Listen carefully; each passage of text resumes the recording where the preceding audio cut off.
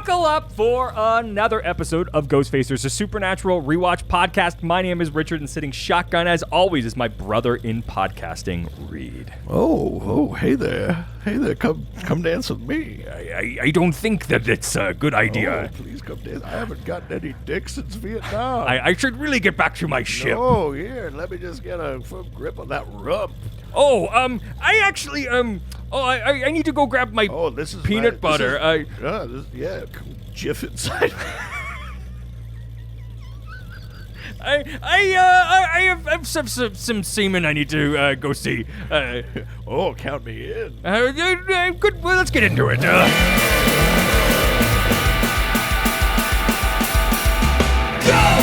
Ghostfacers! We're facing ghosts! We're others, we're not! We're Ghostfacers! Stay in the kitchen when the kitchen gets hot! Ghostfacers! We're facing nightmare! We're facing dread! Ghostfacers! We're facing faceless! We're facing dead! Welcome to Ghostfacers. Today we're discussing Season 3, Episode number 6, Red Sky at Morning. Yeah, sailor's warning. I don't know why that's sexy. Because the semen? I'm so upset I didn't get to that joke. Damn it. That was a real softball, too. Yeah, I know. Jeez Louise. Come on, wake up. Ugh. This episode aired November 8th, 2007. All right. Written by and directed by a team that we have never had yet. Okay. It's written by Lawrence Andres. Or Andres, I'm not sure. Directed by Cliff Bowl. All right. Yeah, they're older. It's the most dangerous haircut your mom's ever going to give. The It's Cliff Bowl. It's the most exciting game of football I've ever seen. Yeah, the Cliff Bowl, baby. If you don't make this pass, you tumble into the Atlantic. Talk about a triple black diamond, the Cliff Bowl. Any more bowl? That like energy bar company just started making cereal. Get a Cliff Bowl. There you go. Yeah. I got comedy. Well, it's the younger brother of Ron Bowl is Cliff Bowl. Who's Ron Bowl? That's a Ron Howard joke, a Ron Howard and Cliff Howard joke. Jeez. That's somebody out there got it. There's one person laughing in their car right now. Because you realize this is not the DC Comics podcast. You can't be Plastic Man because of how much you stretched to get that. That in itself was a stretch. Huge stretch. Yeah. Thank you for the plug, though. This is what I'm here for. Yeah. Every single Wednesday you subscribe. Yeah, Dr. DC podcast. This episode was viewed by an estimated 3.01 million viewers. Nice. Good. Not bad, but at least we're in the threes. Still in that usual kind of hover zone. Yeah. It may not have necessarily been perceived super well, but it definitely was watched by. I'm going to come out and say it right now. Yeah. I mean, we'll see how my comment changes after we actually discuss this episode. Yeah. Because you didn't watch it before. I like this episode. I did watch it. Oh, I watched it last night. Okay. I like this episode, and I alluded to it earlier in this season of Ghostfacers that I like this episode. Okay. This is a Bela episode I like. Yes. Well, let's watch the promo for this episode. That's actually not a bad promo. God, I miss promos. Yeah. I just could you imagine like that was the next episode to come out and we were in 2007. God, it would be cool. Yeah, that's not a bad promo. Yeah.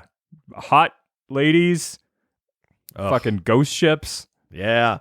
It's funny, but again, the promos this has been the pattern. The promos lean so heavy on the scare, yes, the horror. But this episode has like a massive horror chunk of like kind of comedy, kind of like none of the promo has them like dressed up at the party or any of like that stuff, which was also kind of like a special part of the episode. Yeah. It's funny to see like what they focused the marketing on is still just like, this is a horror show. This is very scary. This lady's no wonder they were like, but where are the hot guys? Yeah. We've got the hot show. Where's the hot show, but no hot guys in that promo. No, thank you. Yeah. 0.23 million of us are not going to watch this. Good day. Yes. So, Red Sky at Morning. Let's talk about international titles. Ooh, sure. The title for this episode comes from a rhyme used by sailors to predict the weather. Red sky at morning, sailors warning. Red sky at night, sailors delight. That's right. It's a delicious chocolate treat with a little bit of like fruit in the middle. A sailor's delight? Yeah, no. It's just seaweed in the middle. That's a sailor's delight. I was just going to say, sailor's delight is a chocolate bar filled with semen. Yeah, it's a semen surprise. It's sailor's delight. Yar, don't you want my sailor's delight? Oh, no.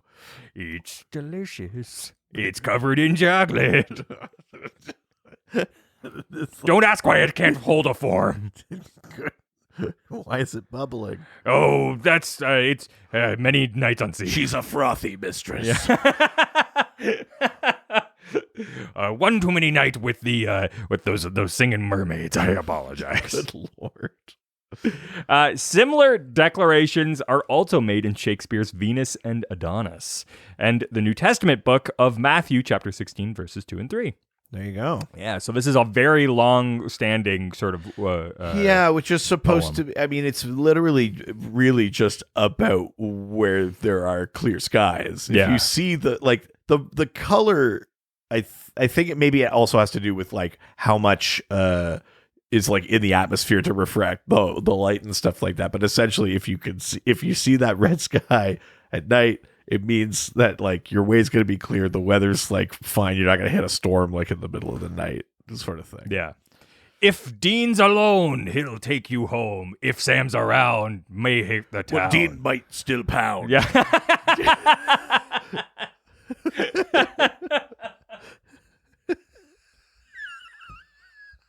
No, that's good. Yeah.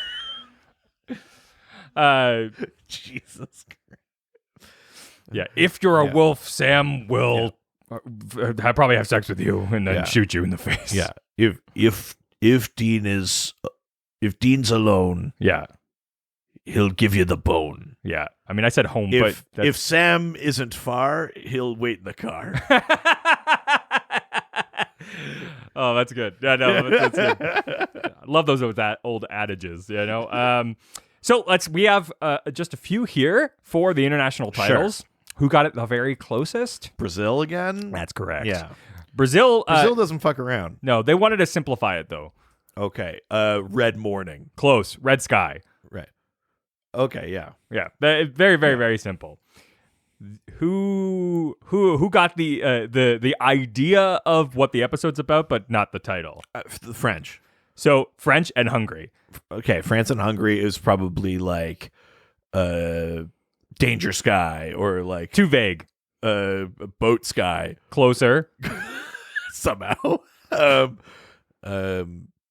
Ghost Boat. Basically, it's Ghost Ship. Okay. Yeah.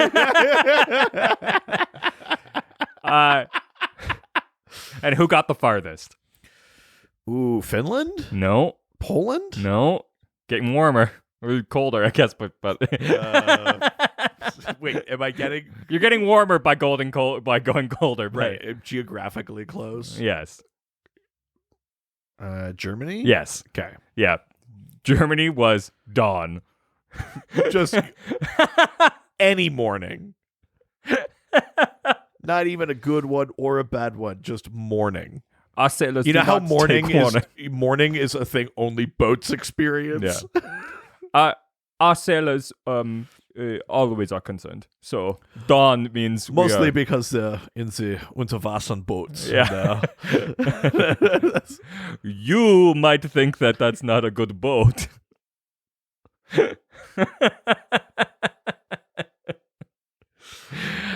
Yeah. Wow, we are punchy this morning. I'm pretty sure that my uncle's father was a U-boat captain in the war. Wait, hold on. Isn't that your grandfather? No. An uncle that married in. Oh, okay. You didn't specify that. Could you just say my uncle's father? I'm like, that's my grandfather. We can't talk about this. I was like, hold on. My grandfather's just a full-on Nazi. No. My uncle's close relative through birth. No, an uncle who married into the family. Yeah. if I'm not mistaken, I'm pretty sure he was a U-boat captain who like immediately like surrendered like near the end of the war. Wow. Yeah. Because I think it was one of those things where it's like people were getting promoted a lot because like they were losing. Oh boy. People were dying and stuff like that. Yeah. I think that I like the boat on boat action on U-boat. Oh. Ooh. Boat back mountain. It's weird. They're the same shape though, but sometimes one boat can sort of like the front of that boat can overtake the front of the other boat. And, Jesus. Yeah. It's like docking ships. Yeah. Thank you. Now I'm thinking of that gross lamp that I showed you on Twitter, the foreskin lamp. Yeah, that was weird. They knew what they were doing. Oh, fully. There's no way you accidentally designed that. No, that's like the people who made the we all need the D ads up here. Yeah. Or whoever invented the shake weight. Yeah. They were like, look, I'm getting in great shape doing this. I wonder if I can make this into a tool. Finally, I can work out not in a gas station bathroom. What's weird, though, is that shake weight is also the same shape as their penis. Yeah. It's like bulbousy on two ends. Why do you mean that's weird? We should turn off the mics. Sure, yeah. There is no featured music for this episode. It's only soundtrack. Well, shit. Yeah. Actually, no, I did actually clock that a little bit. Yeah. Good soundtrack. Yeah. But no. I did clock some of the score, especially in like the party sequence. Yes. I was definitely like really aware of what it was doing. When it's not like an ass-kicking episode, they typically don't have a soundtrack, I find. Like, yeah, that's true. It's only score. TV Guide describes this episode as drownings on dry land are linked to visions of a ghost ship, putting Sam and Dean on a collision course with Bela, who is investigating the phenomenon. Mm-hmm. I mean, drownings on dry land. I've been there. Jesus Christ. Oh, the sea is salty, if you know what I mean. Listen, that's the way to go. Yeah. How do I want to die? Let's just say I want to drown on dry land. People who don't eat pussy, like, what? The immediate pivot to just saying it. What do you do? Yeah. Yeah. Like, I don't do it because I don't do it for them. I just love it. I mean, listen, that tracks. This is all about my enjoyment. I'm glad you get something out of it, but jeez.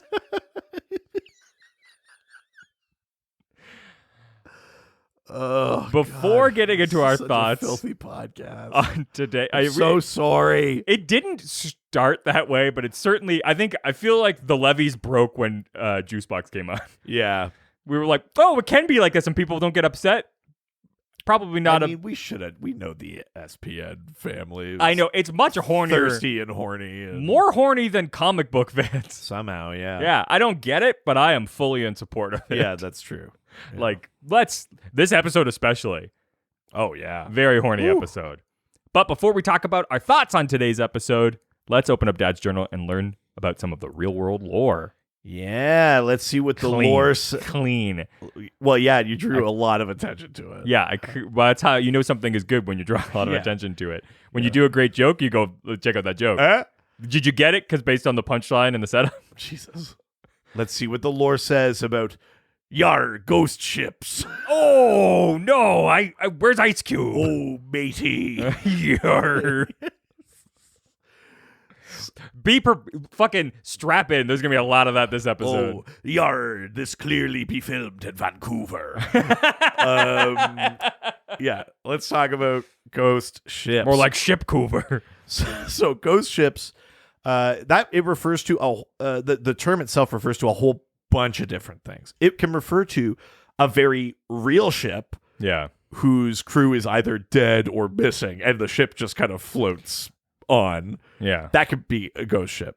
A ghost ship could also be like a spectral ship, or it could be a ship manned by ghosts, or there's a bunch of different. If I want nearly headless Nick and Casper to fuck, is that a ghost ship?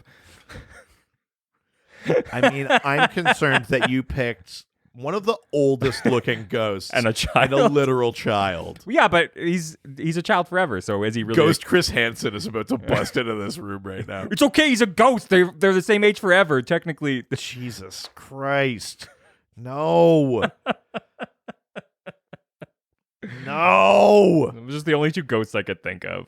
That's horrible. Yeah. Those are the only two ghosts you could think of? I might be nearly headless, but I can sure give head. You get Patrick Swayze, an actual dreamboat ghost, and you don't think of that? No, yeah, I guess.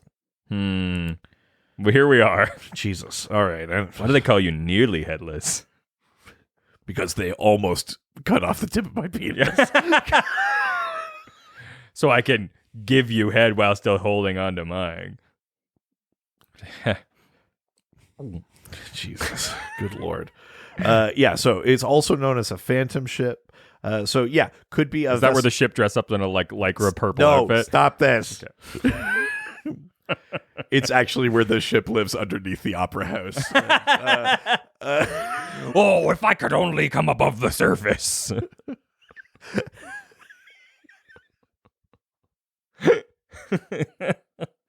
You alone can make my song take flight. Hey, he's came to play. Thank you. Good Lord. Yeah, so it's either a vessel with no living crew aboard or a ghostly vessel, or it could be like like a physical derelict found adrift. Is a cup of cum a ghostly vessel? Because it looks sort of Good opaque. Lord. There's not like specific what I would call lore about ghost ships the way there is about like vampires or things like that, Sure. like across cultures, but there are a number of folklore and legend examples, so I thought I would take some time to go over a couple of different examples of ghost ships and what the different stories are for. Sure. So there's a Canadian one called the Ghost Ship of the Northumberland Strait. And it's like an apparition of like a ship on fire that's regularly reported as being seen between PEI, Prince Edward Island, and New Brunswick in Canada. The legend is about 200 years old. It describes a really like pristine 3 or 4 mast schooner with pure white sails, and all of it says that the whole thing's engulfed in flames as onlookers watch. So that's the strait that separates PEI from New Brunswick. And the ghost ship will appear, and it usually is like a portent of like a northeast wind or like a warning of a storm. And this is maybe the one contiguous thread for a lot of ghost ship lore, is that it's like an omen of some kind, not necessarily death, but could be bad weather, or things like that. There's lots of reports about like the people seeing the vessel or things like that, seeing even crew members on the vessel, which is kind of interesting. There is another one that is kind of known as the Phantom Canoe of Lake Rotomahana. So there's a legend that 11 days before Mount Tarawera in New Zealand exploded, like erupted, 11 days before that, a bunch of tourists in 1886 saw this, what they believed to be a war canoe. Much less scary than a warship. I don't know. I mean, a gigantic ship and a canoe. I mean, was it a blue birch bark canoe? No, it was not. Oh, so less musically they fun. said that they saw a war canoe, and that it was like that the chief was still in it and stuff like that. So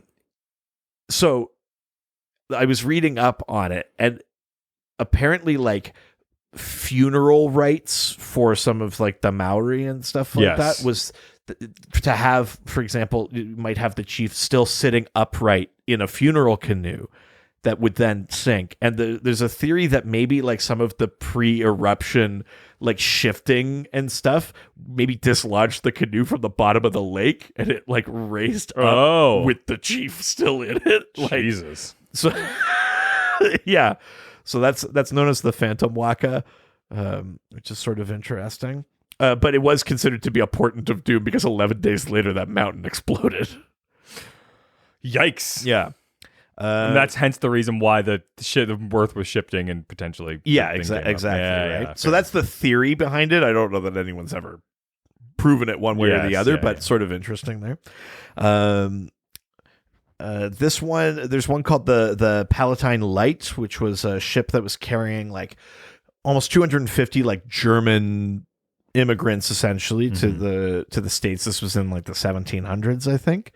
And they were good to go to Philadelphia, but they kept like hitting bad weather and getting blown off course.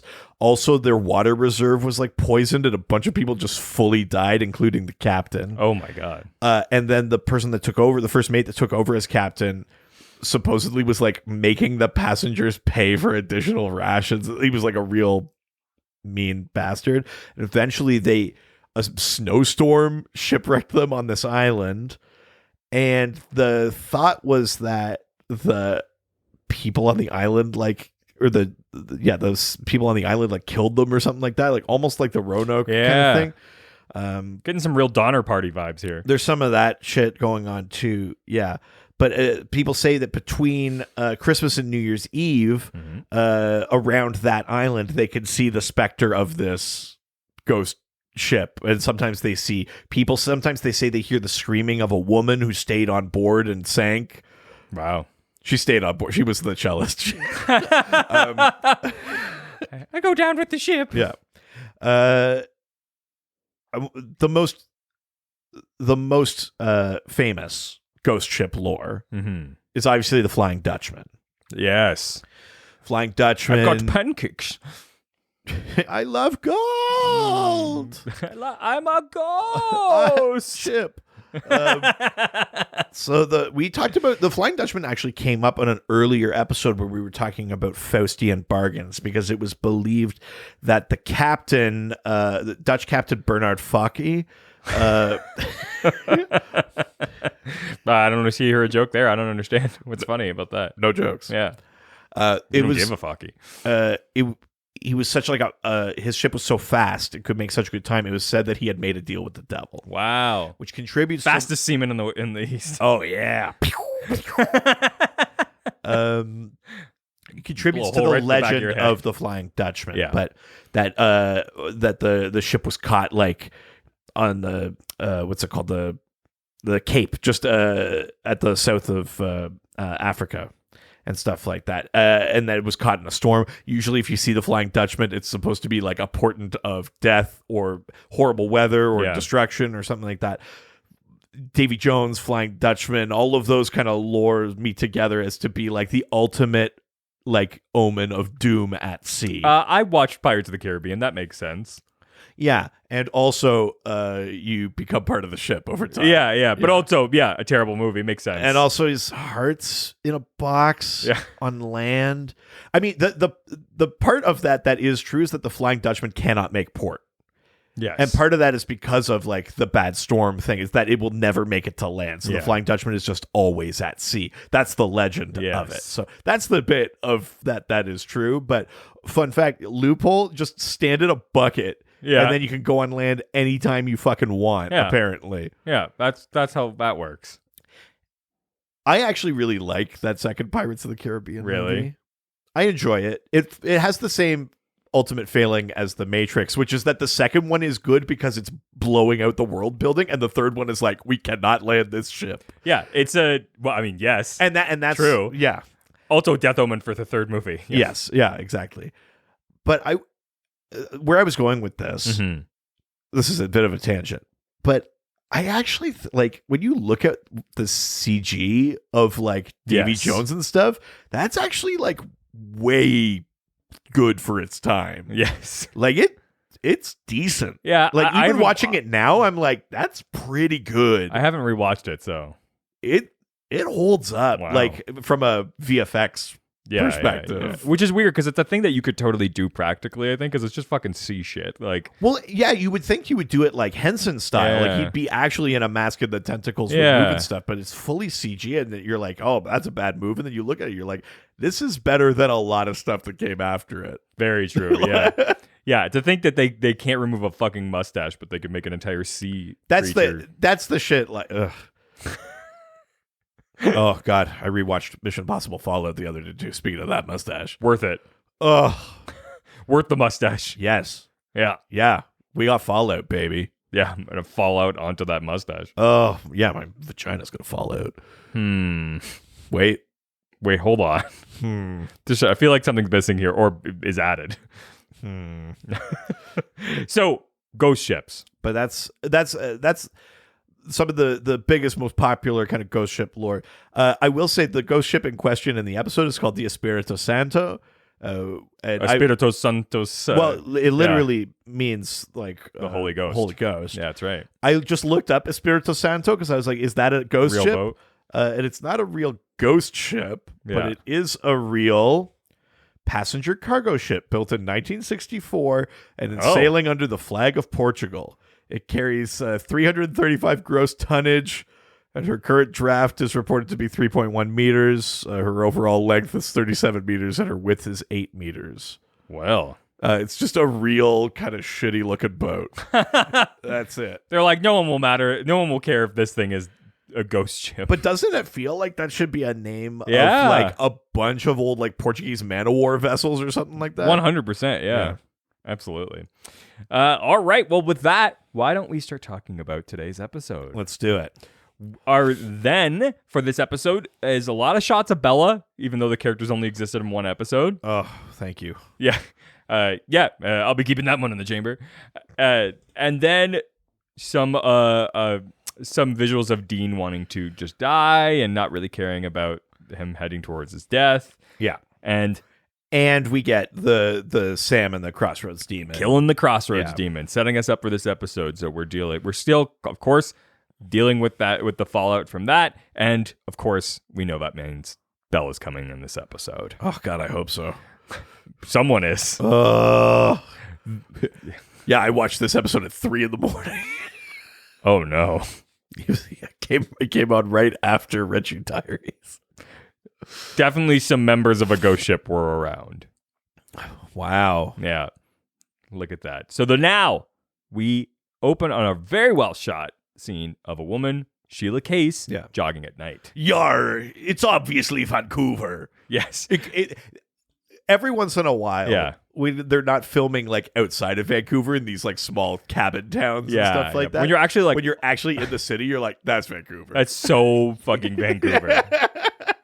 It's like, I know exactly where that is. Yeah. There's the red post box. I mean, I guess this is what people in LA and Chicago and New York feel like all the time, but it is funny as Canadians who, up until the last sort of 15 years, didn't really see a ton of that. Now it's like, that's Toronto, that's Vancouver, that's so much. Montreal. That's so much. She then glimpses the apparition of a ship in the harbor, just sort of like flashing in the distance, just coming off of what looks like an inlet. Yeah. When she glimpses this apparition, she then flashes towards her taking a shower. Yeah. Yeah. I got nothing. She's taking a very normal shower. Yeah, it's a normal shower. Unlike the one that I want to give Dean. Jesus. Good Lord. As she's taking the shower. You want to piss on Dean? I mean, there's lots of different types of showers. But you said not a regular one. Yeah, but there's lots of different types. So what other one is there? I mean, do you really want to get into the nitty gritty of this? I guess not. Yeah. It's gritty. I want to, of the... I want to sandblast Dean. Yeah, with sailors. Jesus. So a figure then appears in she like hears a sound and goes to check and nothing's there, and she closes it's like one of those like frosted glass shower stall kind of things. And then someone's just in there, kind of attacks her, and we see from the outside, we see like up against the glass, and then we get like a scary version of the Titanic hand on the glass. It is steamy in there as she dies. Yeah. Not well, actually, just before that, we see like the ghost hand outside, and it like touches the glass, and like water flows in like from its fingertips like through the glass. Yeah, it's a cool effect. So we know it's like a water ghost. Yeah. Yeah, that's right. It is. It's a water ghost. So we then flash to the Impala. We haven't had a water ghost since fucking season 1. That's right. Yeah. Episode 3. That's right. It's been a while. Yeah. So it's been a while. We flash to the Impala, and Dean is confronting Sam, asking when he was going to tell him. And Sam acts really confused. Dean's like, "There's a bullet missing from the Colt. Think I don't constantly look at this thing and check it?" But there is a funny moment when Sam's first acting confused, and he's like, "What are you talking about? Did I forget something? Happy Purim?" Oh yeah, because like, it's not your birthday. Happy Purim? Yeah, so he says Happy Purim. Purim is a Jewish holiday that commemorates the saving of the Jewish people from Haman, who was planning to kill all of the Jews. Well, at least he was the only one who ever wanted to do that. That's an unfortunate pattern. This took place in the ancient Persian Empire. And there's a whole bit that I do in my stand-up right now about that. Because my family is Jewish, I'm always like, I was like, we keep being told that we're chosen. Nobody explains that it's not for anything good. Oh, no. Yeah. Dean reveals that he knows Sam killed the Crossroads Demon, the fact that he deduced due to a bullet being missing from the Colt. Yeah. He's pretty pissed off that Sam would put himself in danger, but Sam's fervently, like, unapologetic. Yeah, he's like, this. I'm not going to apologize for it. You're my brother. I'm going to try You to get do the you same out of this fucking thing. And Dean is like, so who holds the contract then if it's not that? I don't know. Sam's like, she wouldn't tell me. And he's like, well, the lead would have been the Crossroads Demon, but oh wait, you fucking killed it. So like, look, even if you're gonna do this, don't do it dumb. Yeah. I think Dean is coming around on the idea of like maybe there's a way out, but he's like, can you stop being such like a dumbass about it? Yeah. I literally sold my soul to save your life. Stop throwing it away. Yeah, exactly. The boys then visit Gertrude's house. Yeah, they found out about this case. I feel like this. I'm gonna look her up because I feel like I know she's this an actress. She's definitely like a Canadian actor. Yeah, I've for definitely sure. seen her in stuff. Yeah, they find out about Sheila's death, so they go to her aunt's house, her nearest relative. Sheila is the person that we had seen. Yeah.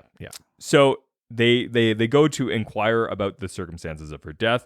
They are surprised when Gertie, or Gert as she likes to be called, mentioned Sheila died of drowning, and she's also acting super fucking thirsty for Sam. Oh my god, yeah, she's immediately she's looking at Sam like she hasn't eaten in weeks. Yeah, and he's like an anthropomorphic like pork chop. Yeah, let's all go to the lobby. 100%. And have ourselves a fuck. In case you were sort of like, ooh, inconspicuous about what my feelings were towards you, Sam. I want to fuck you. That's what I'm really trying to tell. Oh, yeah. She's been in so much stuff. Yeah. I've seen her in a lot of Her things. name is Ellen Gear. She was in Phenomenon and Clear and Present Danger. She's in lots of stuff, But never been hornier than this episode. She's so horny in this episode. I love a horny old lady. There's nothing wrong with that. Yeah, good for her. Yeah, get it. Well, yeah, because like Sam says something like Mrs. Case, and she's like Ms. Yes. He's like, okay. You know what that rhymes with? Jizz. Call me Jizz Case. Yeah. Let me be your Jizz Case. Jeez. This is such a bad episode. We're so gross this week.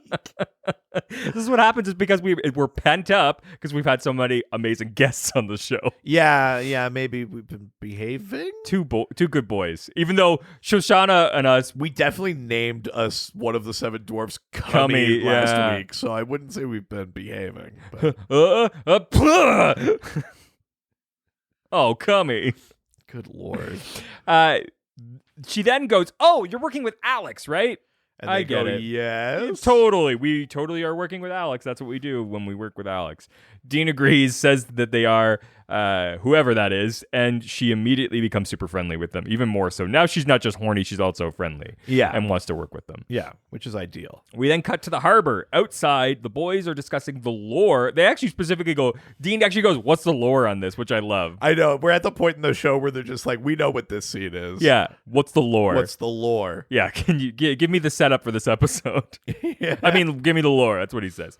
The boys discuss the lore of haunted ships, and Dean ribs Sam about Gertrude being his girlfriend. And they talk about, the Flying Dutchman does come up and stuff like that. Yeah. They talk about some of these boats or whatever.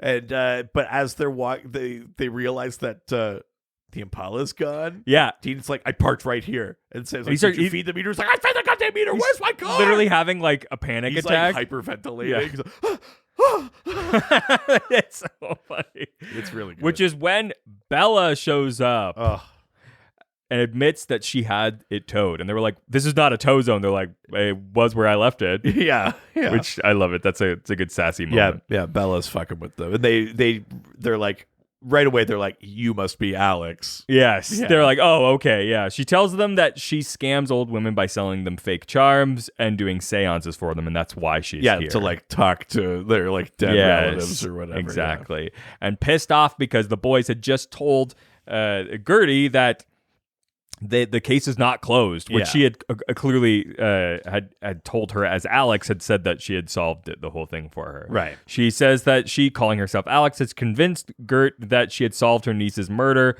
but after the boys showed Gert is withholding her payment, so she's not gonna get paid until she actually solves this thing. So now Bella is like, now I have to deal with this. I have to deal with this. You guys stay out of my way. Yeah. So that night, we flash to some random dude who's preparing for bed. He's in the bathroom and he hears noises and notices that the bath is like filling with seawater. From what it looks like just black water. This is like literally like from that other season episode. 1. Yeah, it's just like any time it's like he goes to pull the drain and it doesn't work. He's like, leave the room. Yeah, walk away. Time to get a new tub. Yeah, time to get a new house. Yeah, this tub's done. Yeah. Get out of there. Burn everything. Stay in a hotel tonight. Yep. And he does the dumbest thing ever, too, which is just like he stands in front of it and then just stares into it. He's like, and then these hands come out and just kind of touch him. And you see these like black veins and stuff. And it just starts like, do we see what happens to him or is it the next guy? He actually gets grabbed and like, yeah. And it's, they're not really showing a lot of deaths in this episode for sure. No, I'm definitely thinking of the next guy. No. Yeah. He just gets sort of grabbed and we know that he's dead. The next day, the brother of the victim is being interviewed by Bela, who's posing as a reporter. Yeah. We find out that this victim was, again, killed by drowning. Yeah. This is also the second time that Bela has used an American accent rather than her actual English accent. When she's like... She's pretending to be a reporter or whatever, and she puts on a fake American accent. Yeah. A bit of a glimpse into her future role on The Walking Dead. Yeah. Where she plays the southern daughter of a doctor. Yeah. Oh, yeah. What was his name? The nice guy from the farm. Yeah. I can't remember his name. No, wow, it shows how long it's been since I cared about Walking Dead. Yeah. You mean season 1 and season 3? Well, you meet them in season 2. Yeah. That's farm. Right. Yeah. Yeah. So Sam and Dean then speak to the same brother. His name's Peter Warren. And they find out that both the victim that we had just seen who died and the brother saw the ghost ship, because he basically starts giving all of these very specific details about the ghost ship, because they're like, oh, like your brother died, like he saw the ship. What did it look like? And he starts giving like very clear indications. One, they're fucking harbor boys, so they know what ships look like. But these guys also were both night diving at that point, so they both saw this ghost ship. Yeah, that's when the boys realize that, oh shit, this guy's probably gonna die too. This guy's in danger as well. And then Bela confronts the boys about them wanting to help Peter, because she's just like, okay, we got to solve this thing now. Let's just fucking do it together. I guess I'm gonna go figure out what the ship is. I'm gonna end all of it. You guys have fun, like trying to save someone that like you won't. You can't save. Yeah. You guys know it, and they're just like, well, it's better to fucking try. Yeah, Dean has a line where he says like, well, we have souls, so we're gonna try. And she's like, you guys are exactly like me. You guys actually are probably worse. You're one step away from being serial killers. Yeah, which is a great line. I like in this. There's a lot of like kind of truth talk and then backpedaling in this episode where it's like, that was harsh what I said. Hot ass tension between the two of them. And they know it. Yeah, it's frustrating. So later that night, they are outside trying to protect Peter, parked out in front of his house. And he spies them, and he's like, "Hey, you guys aren't cops. You not in a shitty car like that." And he's like, "Whoa." Dean's like, "Let's not get personal." Yeah, it's very funny. And they're like, "We are cops. We're trying to save you." I really enjoy that. We think someone's coming to get you, and he's like extremely like concerned about this. So much that he then tries to leave and he gets into his car to try to drive away. He's like in a gated then his house. And then his car dies. Yes. And then so does he. And then the guys can't get over the fence or whatever in time. And we see this. We see the first time we actually see the full semen ghost, the semen ghost. Yeah. He's in the back seat and he touches the guy. And this is the bit where I was talking about where it's like comically almost like that scene in Team America spitting up water. Yes. He's just like, yes. And all this water's coming out of his mouth. But it made me think of that. You gave up on life, didn't you? It's like it's as if he was like underwater drowning, except for he wasn't, but the amount of water that came out of him as if he was. Yeah, like so much water is coming out of him. It's gross. It's effective, but it's also slightly comical. Yes, absolutely. So the boys realize that he's dead. They like shotgun his window open. Sam sees the ghost. Like makes eye contact, and then Dean uses the salt gun. Yeah. And then the ghost is gone, and they go like, well, fuck, we didn't save him. Yeah, totally. The boys drive away, and Sam discusses his frustration with not being able to save anybody lately. Yeah. We then go to their house, their squatting house. Yeah, they're squatting in some like giant abandoned mansion? Yeah, something like that, yeah. The next morning, and Bella turns up at the house that the Winchesters are squatting in she wants some information. She has some information, actually. The ghost ship is the Espirito Santo? That's the one. Yeah. And a 1964 Portuguese merchant vessel. Yeah, exactly. That's dead somehow. So it's apparently a death omen. Yes. Stands for the Holy Spirit in Christian faith, the Trinity. The ghost is that of a sailor who was hanged for treason. His hand was removed after death to make it a hand of glory, which they do make a glory joke. Yeah, and we have talked about Hand of Glory before. That came up that's in right, our Rabbit's Foot episode. Yes, that's right. But he was a powerful occult item. Yes, extremely. Bella suggests that they need to retrieve it, salt, and burn it in order to vanquish this spirit. The brothers question her motives, but she brushes them off. Later, Bella harasses Dean for taking too long to get ready because now they got to go to this gala. She says, I know where this Hand of Glory is. I know how we can get there, but I need your help. Yes. And the guys are like, and she's like, I know, but like, I have a plan. Yeah. And we smash cut to she's dressed up all in like a really nice gown, looks incredible. Smoke show. Yeah. Sorry, I know, but smoke show. Yeah. Look, I'm actually not sorry. Yeah. Sorry, not sorry. And she's like yelling up, like, Dean, come on. Like, Sam is already on his way there. He's like, got with a date. Who knows how far they'll get if we don't get there soon. Yeah. And Dean is like, I hate this, blah, blah, blah. And he comes downstairs. Jesus Christ. Wearing a tux. I don't know who looks better. He comes downstairs wearing a tux, and Bella is immediately like, because she's fucking human. Yeah. And this is the scene. And you're like, is the ghost here? Because I hear a lot of water.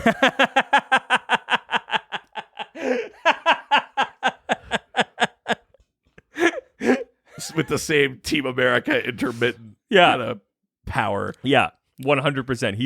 He comes so downstairs. He hot. looks great. She goes like, oh my. Literally becomes breathless. And he's like, yeah, I know. I look like an idiot. She's like, that's not the word I would use. And they're having some kind of back and forth, like, I don't trust you, blah, blah, blah, blah, blah. And she just goes, when we're done here, we should have angry sex. And Dean fully shuts up. He just kind of has like He's like kind of pleased with himself and also like, and And also, like, I've definitely thought about this, and then also, like, should I think about this? Yeah, Like, it's very it funny. Fully shuts off Dean's brain. It's so funny. That he doesn't have to work for it at all.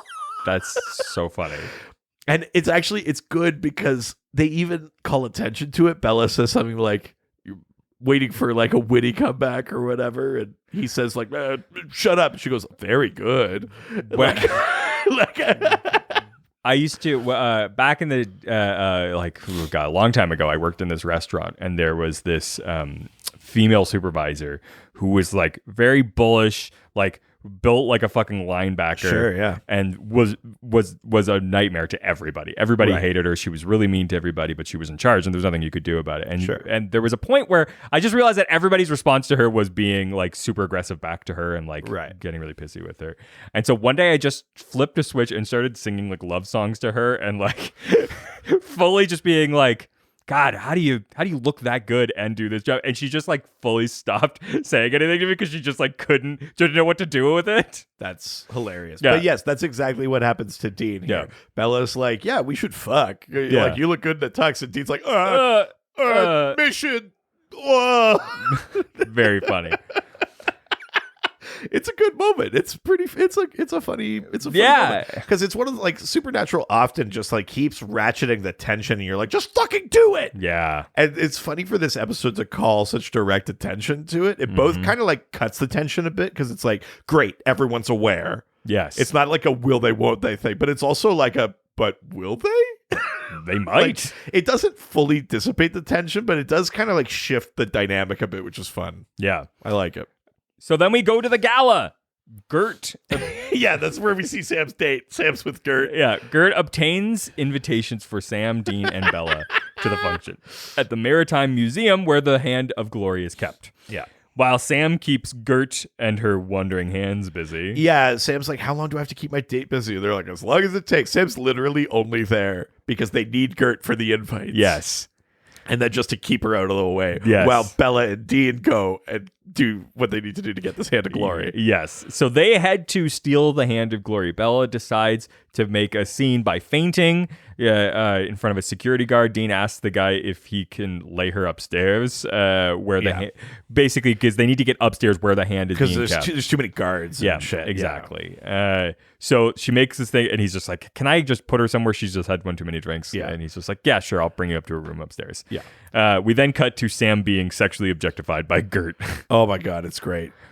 Like, she says something about like her. Is this a scene where she says like, my ex-husband was shy like you? Yes. Until we got below deck. Yes. And she like grabs Sam's ass. And you're like, oh, like this is like, it's Sam is only there because it's for the mission, but like but she doesn't know that. No. Like, she's being really aggressive with Yeah. her. This is maybe the horniest sexual harassing old person I've ever seen. Yeah. Yeah. You know what? Get it. I mean, yeah. I mean, there's got to be a better way, but yeah. I mean, she even says like, "Oh, you're firm everywhere." That was a line I really enjoyed. It is a good one. That's a very funny line. Look, he at no point ever says no. He That's never true, but he's also under duress. but he also accepts the date. He goes on it. Like I understand. Yeah.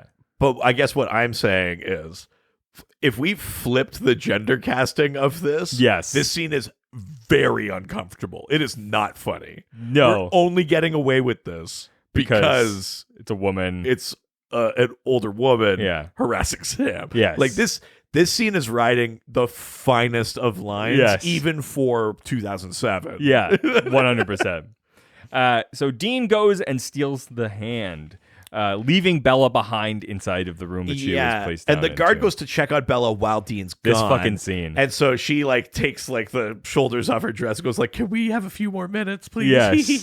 Or whatever. And the guard's like, "All right." And she closes the door. She's giggling and stuff because she's pretending Dean is still in there. Guard turns Dean around. and the guard bump into each other in the hall. And Dean's like, thanks for taking care of my wife. And the guard's like, oh, she's being taken care of, buddy. He's like, the guard is like, you fucking cuck. Like, I can't believe this guard. This guard is such an asshole. He's just like, your wife's getting fucked. You're about to find out. But also that he's not he's a guard. He's meant to be on the lookout, and his immediate thought is, "Oh, a third person that no one escorted up here is in there fucking wife, and not I'm being duped." Yeah, no, immediately it was just like, I've been on both sides of this game. Yeah, I'm usually on this side. Yeah, he should just be like, "You'll get through it, buddy. Yeah. Here's my card." Yeah. Look, the first 2 days are hard. Yeah. Come to our group session. Yeah. Cucks Anonymous. No, we all know our names. Yeah. Cucks Nominous. Anonymous. Yeah. Yeah. Whatever the intent behind that was. Gert tells Sam she believes, so that we go back to Sam and Gert. Oh man, who's just like, I got a secret. Here, come down to my fucking mouth. Yeah.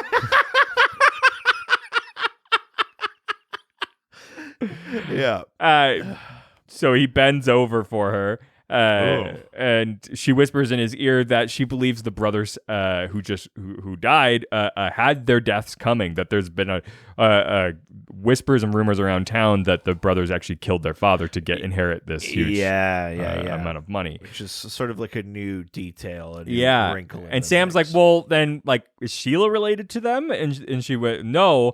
And he goes, like, did one of some from her family die? And they were like, yeah, she was in a car accident with her cousin.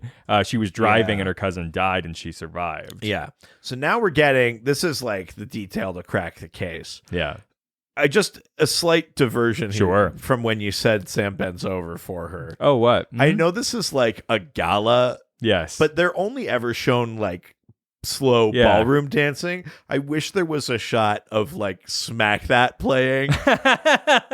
Dun, dun, dun, dun. Yeah. Dun, dun, and just her dun, dun. smacking Sam's ass. The outfit's ridiculous. Yeah. Put your hand down and touch your toes. You hold the head steady, I'm gonna milk the cow. Yeah. Yeah. Oh, God. Weird lyrics. Yep. Well, not weird, just gross. Yeah. Yeah. More importantly, did you see there's a weird TikTok thing with him right now on Luda? Yeah. Where he started it's because he's promoting Jif peanut butter. Sure. And it's a sponsored ad, and he goes, "Can anybody rap with me with a mouthful of Jif?" Yeah, fill your mouth with Jif. Yeah, I'm gonna Jif in your mouth. Yeah. And then try to rap. How is this a campaign I'm not working on? I know. Yeah.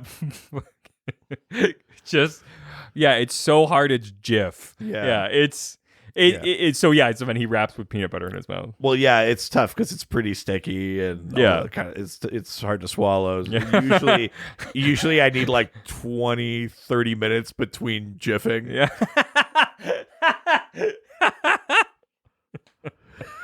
Wow, that's more than a teaspoon of Jif. If you eat a lot of pineapple, it tastes the Jif flavor. Yeah, exactly. Any more? No, that's fine. Okay, good. I'm glad. And Bela then tricks Dean and ends up leaving with the object. Yeah, because Dean is like, when Dean comes back to the room after the guard is like, we're all cucks here. Dean walks into the room and Bella's like, great, give me the hand. He's like, no. And he like wraps it up and he puts it in his like breast pocket. And he's like, I know what you're going to do here. He's like, I'm smarter than you. And then by the end of it, he's like, damn it. Yeah, she managed to pickpocket him. She's got the hand. Exactly. Sam refers to Miss Case as Lady Havisham after the ball. Doesn't Bella take her away and says, I'll get her in a cold shower? Yes. Yeah. This is a reference. And she's also like, he wants me. Yes. Like Miss Case is like, he wants me. So and funny. Dean kind of looks at Sam and says, that's great. This is good for her. Get it, girl. Miss Havisham or Lady Havisham is referred to is a reference to Miss Havisham in the Charles Dickens novel Great Expectations, who was a wealthy elderly woman that had never married after being left at the altar as a young woman by a man who defrauded her. Yes. We then show Bela, who has already sold the hand to her client and is counting her money. Yeah, and then she sees the ship, and she's like, God damn it. Yes. Son of a bitch, the hand is the only thing that could have... fucked this whole thing up. That could have, like, stopped it, and she sold it. Yeah. And in the next scene, she goes to basically beg for help from the guys, and she's like, it is, like, not even on this continent anymore. I could never get the hand back fast enough to save me. Yeah. And she admits that, because they were like, well, wait, hold on, but, like, you have to have been involved with a family member's death for that to have happened. And she was like, yep. Right. So this is the piece we haven't talked about. So, yeah, that info dropped at the party. Lots of it. And Sam... and then Sam dropped. Gypped in his pants. Yeah, Sam bend and snapped. Yeah. Got the info.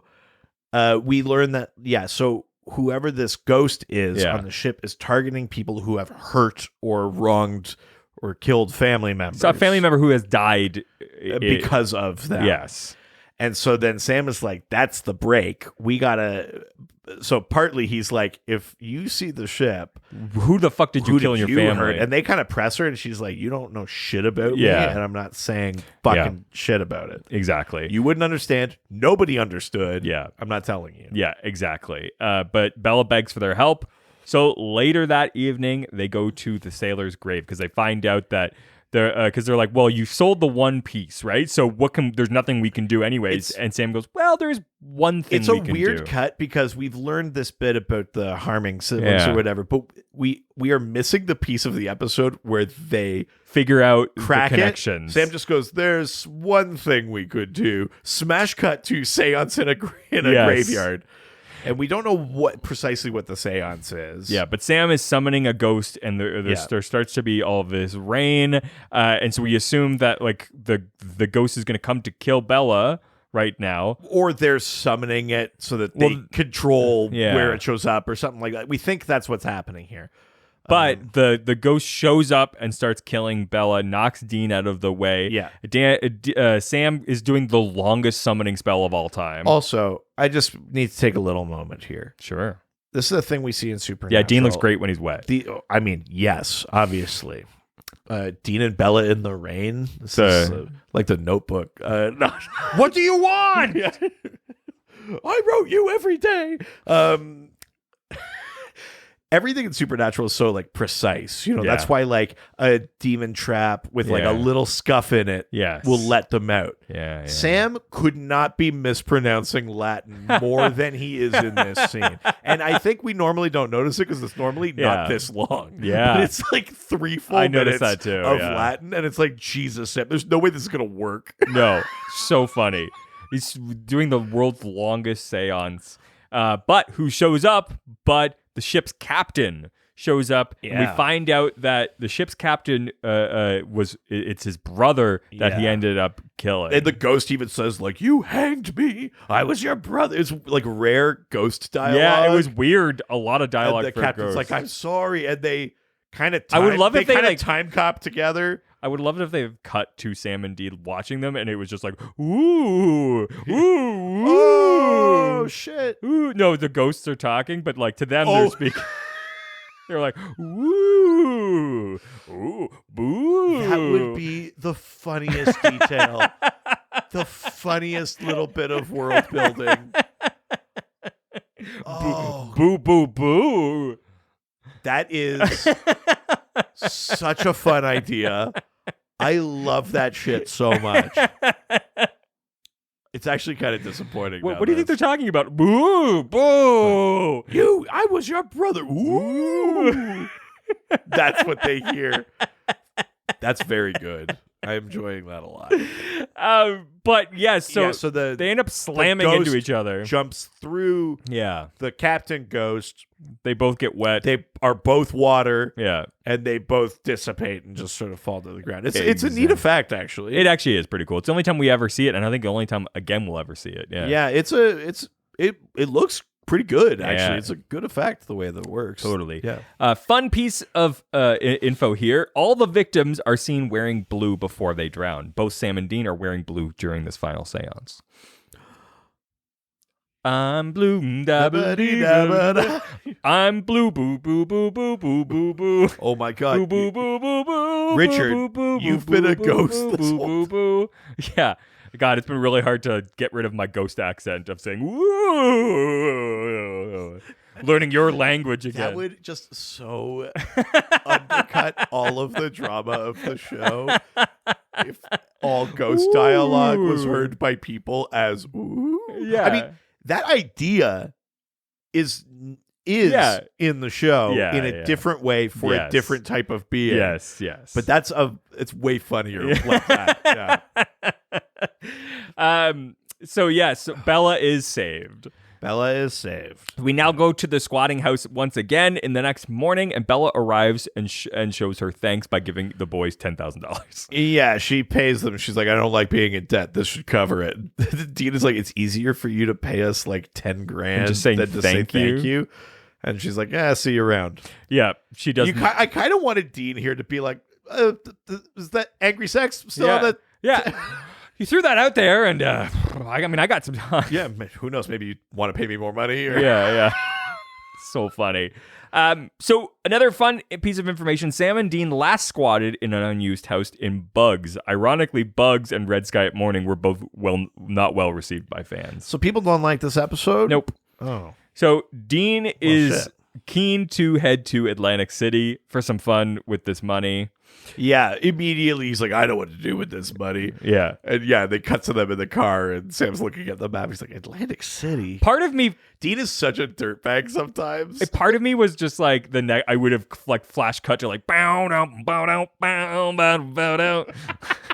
just like at a strip club or something. Yeah, And he would just be at the buffet. Yeah, there'd be like a shot of Sam somehow investing his money. Yeah. And then it cut to Dean at the buffet. No, he's dollar just bills. eating at the buffet at the strip club. He's at the strip club, but he's Right. just there for the buffet. Him and Ron Swanson. Yes. It's steak for that price. Yeah, it's steak is steak. He apologizes to Sam for the pain his bargain with the Crossroads Demon is causing, but Sam angrily counters that he doesn't want Dean to worry about him anymore. He wants Dean to start taking care of himself. Yeah. Stop acting like it doesn't matter or whatever. Yeah. Exactly. That is the end of the episode. Well, there you go. I mean, Red Sky at Moaning, more like. oh God, I wish. Yeah. White pants at Moaning. Listen, put on your fedoras because this episode was edgelord.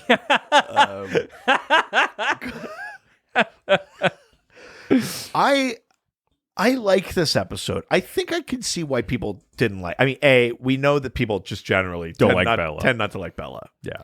Which I disagree with, but I kind of get it. We talked about it, like they set her up too strongly villainy. Yeah, and that first one was shooting Sam. Yeah, just a little too far. And fine, I get that or whatever.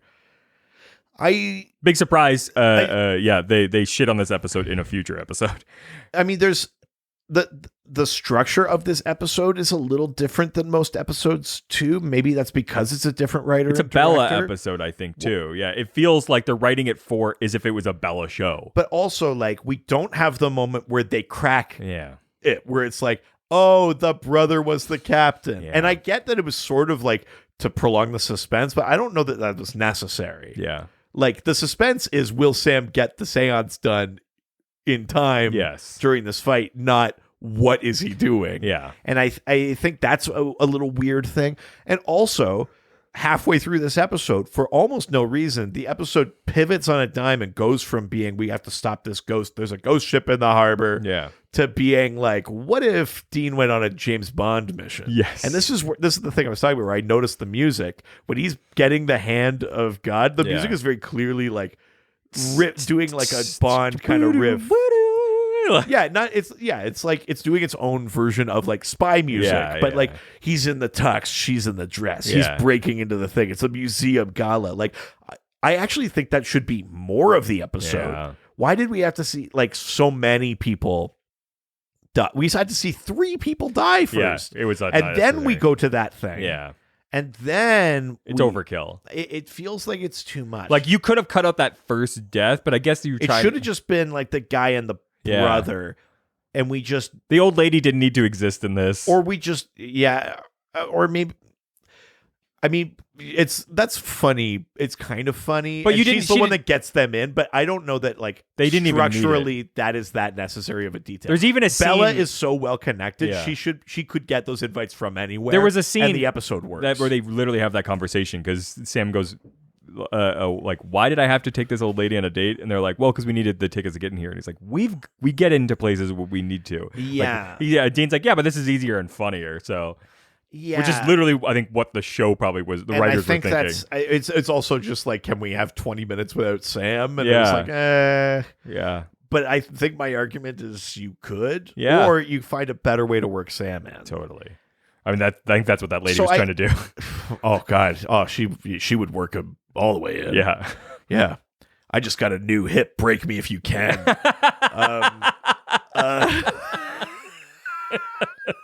Is that the porn version of that Leonardo DiCaprio movie? Break me if you can. Oh God. Yeah, I can see the cracks. I can see. You're talking about that old lady again. Well, but Sam bends down. Yeah. I could see like the issues that people would have with this episode. Totally. I still like it, and I like Bela. Yeah. Not just because she's like the hottest person I've ever laid eyes on. Next to Dean. And then you put them in a scene together. Yeah. Ugh. Literally creating like blue fire. Yeah. Her and then get Henry Cavill in there. And this is filling up with a lot of guys already. 2 guys. Bela could leave. I won't continue my list. Yeah. Yeah, I mean, I like Bela. I think it's an interesting character, and it's a thing that I like that we've expanded the world of hunting out to be like, not everyone that even knows about this goes into hunting. Some people are trying to make like it makes sense. I like that shit that Bela represents, and that I do think there's fun stuff in this episode, but I don't know that the ghost ship thing lines up with the spy thing they wanted to do, and I kind of wish the episode picked a lane. Yes. I enjoy it, but it's very clearly doesn't know what it is. And so I think for me, I'd have to give this 3.75 Hands of Glory. Oh, okay. Yeah. I mean, I don't disagree with you. I actually like Bela a lot less than you. Yeah. This is the best Bela episode. That I probably agree with. This is, in my opinion, the best Bela episode. It puts her in a position where you actually kind of like her a little bit. But she's not only an antagonist. Yes, but mostly is, which is, I mean, sometimes it's a nice version of a character to have, I think. The problem is she never shows the side of caring, and that's the problem, is they never give you... I think we get it too late with her. Yeah. And by the time we get it... You're just like, fuck this, the show is kind of moving on. Yeah. It sucks because it takes a while for the show to start getting some really great, like, strong female characters. Yes, that's true. And they really failed, I think, with this first one because they just don't give you any reason to care about her except for that she's very attractive. So yeah, the other thing with this episode, because she has very little actual like chemistry or repartee with Sam. No. It all hinges on Dean, and it all hinges on how attractive they are to each other. Yeah, and that's the only reason, right? The other problem with this episode is the same problem they have with all of us, and I actually am fairly certain that this is not the case with this episode, but the show loves and will love to try to create spin-offs from this show. Yes. This very much feels like one of those episodes where it feels like it's an episode of a different show. Yeah, like could Bela it's a crossover? Be a show? Yeah, it feels like a crossover with Bela, with the boys on a Bela show. That is true, and maybe that's where the structural issues come in. Yeah, too. Yeah. It feels. I mean, you're right. Even down to was there ever like a thought of that? I think people so disliked her they got rid of her pretty quickly. But right. the big problem is like so much from structurally, like just the way the supernatural works doesn't work. Like these guys are squatting in a house. They don't ever do that.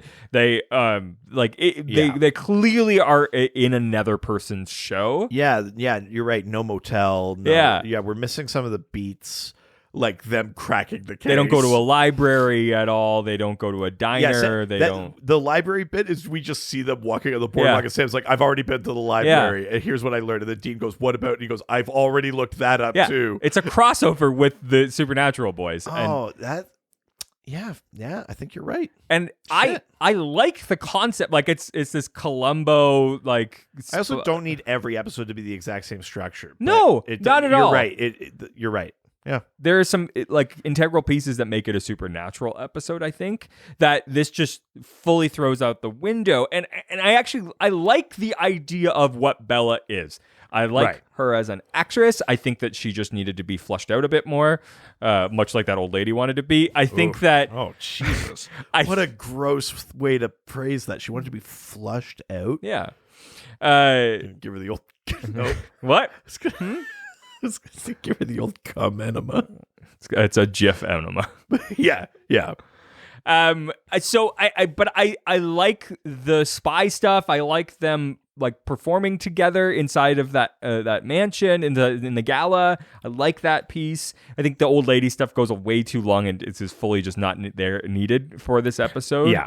I think that you could have done a lot more fun stuff. I wanted more of the ship. Like this is one guy I feel like the ship has to be an episode and the spy stuff has to be an episode. Yeah. The spy stuff should be like not connected. Like the ship stuff, they should have to be on a boat at some point. Yeah. We've got to find the wreck or like we have to they should be like at sea. Like we could only kill this ghost at sea or something. Like, there should be something more naval about it. And then the spy stuff should be like, this was a diamond that Hitler once touched, and we need to we break into a museum and we kill the evil diamond or whatever. That's it is. fun.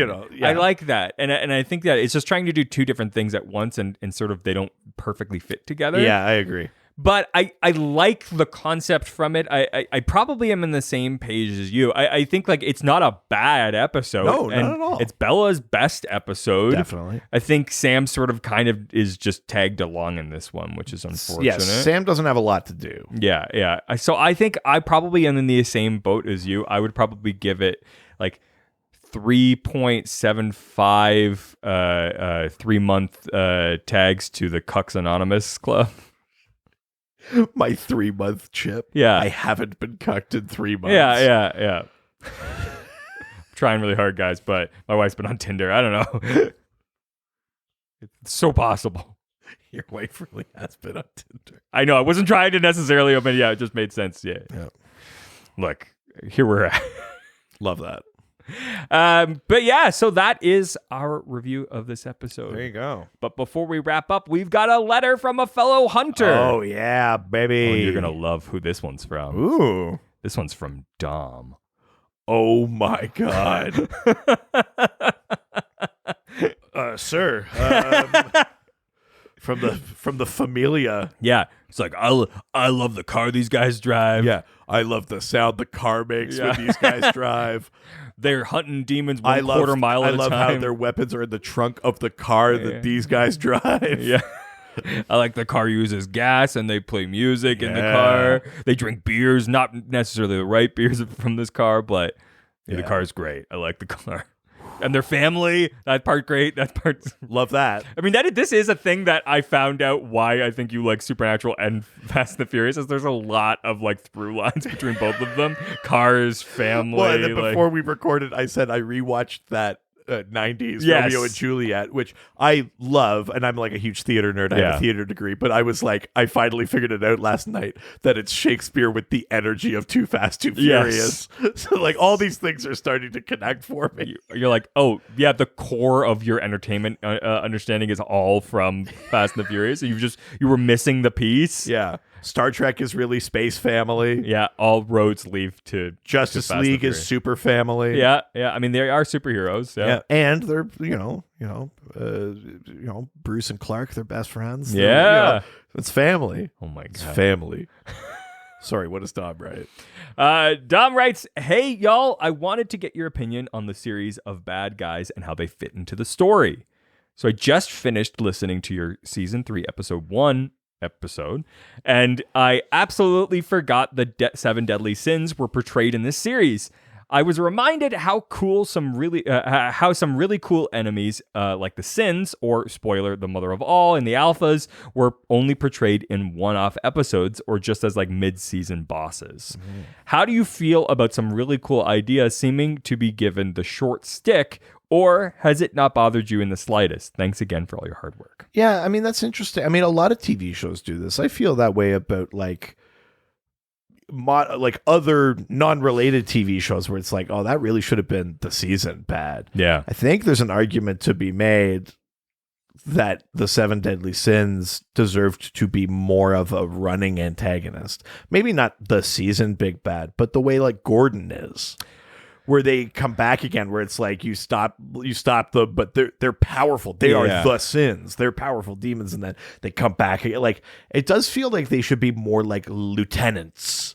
Like, and we do like a sort of better class of demon, but they're dispatched pretty easily, and I do think that's a mistake. We do sort of get a different take on them later on with 4 other villains. Yes, that is true. But even those ones, they last pretty long. I think I wish the 7 deadly sins were drawn out a bit longer the way those words are. were. Yeah. And I think for me, this show definitely is trying to figure out what the system is and like what is important to this show. And I mean, we're only in season 3, so I think they're definitely trying to figure that stuff out.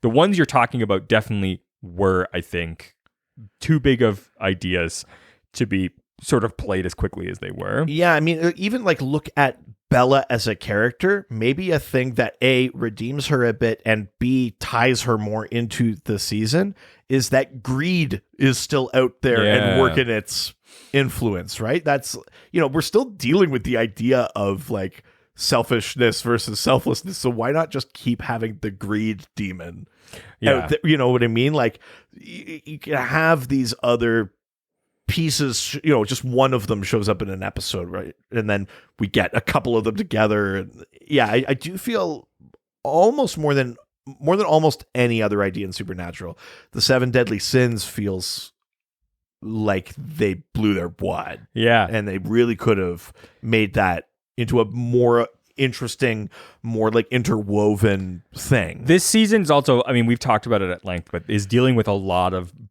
stuff right now. One, they came into the season thinking they were going to get a lot bigger budget and they were going to do a fucking demon war. Yes. So, I mean, I don't know when that episode was written, but there's a potential that it was a small piece of a much bigger puzzle. Sure. So partly I'm like, well, I get what they were doing, so maybe that was supposed to happen and it didn't, and that was just sort of an idea they had that turned into just one episode. The other problem is, of course, the writer's strike. Yep. So we're heading towards this bigger problem, right? So I think for me, those examples that they use that we'll talk about when we get to them are definitely some egregious examples. 7 deadly sins were a huge missed opportunity, but there's some other ones that go along the way. I think a great mid-season enemy is somebody like Gordon. I think, but he's also somebody that returns, like comes back, and so it makes a lot of sense when they do those sort of through lines with like small villains that like will reappear. Yeah, like your Q's types of people that it's like, look, it's not the Borg. We're not dealing with this all season or like heading to or dealing with the repercussions of this, but it's a person who just can come in and out. And I think that's what they were trying to do with Bela. Yeah, probably. And they just didn't play their hand perfect with this one, and it was just a sort of misstep that didn't end up working for them. But or like again, like how come Dean doesn't care or whatever? Is Sloth working on like the sins trying to keep like the demon deal in check too? It would work like that's part of the plan. We got to get Sam on his own. We got to get Dean out of there. Sam's supposed to be the one leading us. Like all those pieces feel like they should still fit. Yeah, yeah, totally agree. Yeah. Well, thank you, Dom. Oh my God, Dom. Who knew that you had such deep thoughts about? It's an honor. Yeah, 100%. Yeah. That is it for this week. If you want to send us a message like this, talking about a previous episode or some thoughts about the future, or just some feelings you have about our podcast or the show in general, you can send us an email. Yeah, ghostfacerspodcast@gmail.com. We are also on all of the social media platforms. That's right, at GhostfacersPod on Facebook, Twitter, and Instagram. And don't forget to subscribe so that you can get every single episode automatically put into your feed, ready for you to watch. And we love those 5-star reviews if you want to give us those. Yeah. And if you give us a review somewhere that isn't like Apple Facebook Podcasts. or Apple Podcasts, take a little screenshot and send it to us so that we know that it happened. Yeah, but we'll take them anywhere. So, oh, God. Easy, Gert. Yeah. Look, Gert wants it where it hurts. Just wherever you can give it to us. But just make sure that you take photos so that we can watch it later. Yeah. So give us those 5-star reviews. And of course, if you want to celebrate us even further, we have merch that you can buy at ghostfacerspodcaststore.com. Yeah, baby. Oh my God. So many fun pieces of merch up there.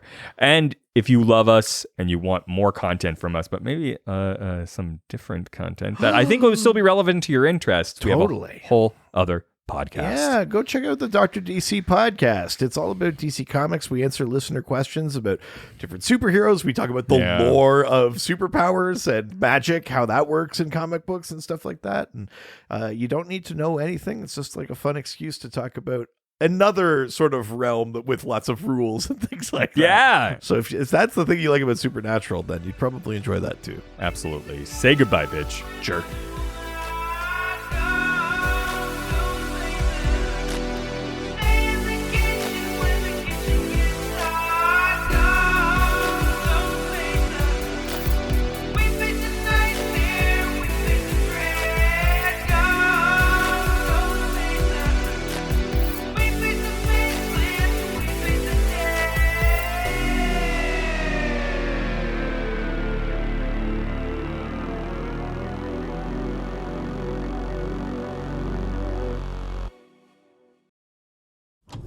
This was a Brain Freeze podcast.